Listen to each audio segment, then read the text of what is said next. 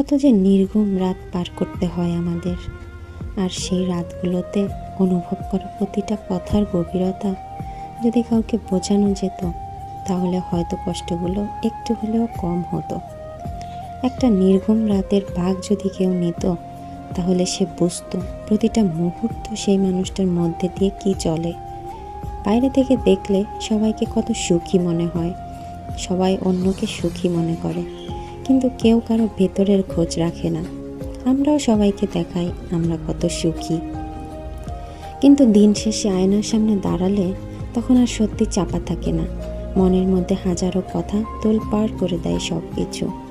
কিছু কষ্ট থাকে যা একান্তই নিজের, কাউকে বলা যায় না, আবার ভোলাও যায় না।